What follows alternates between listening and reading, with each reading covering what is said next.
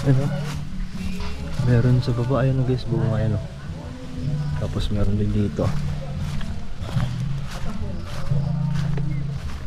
Ang laki oh. Miracle fruit. Tama ba? Miracle fruit? Parang ano siya, honeydew. Ang laki ng bunga. Mas may gagamba. Ayan.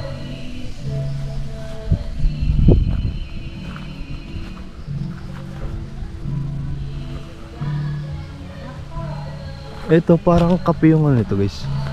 Bunga eh no. Kape ba to? Ipakita mo yung ano Manoy?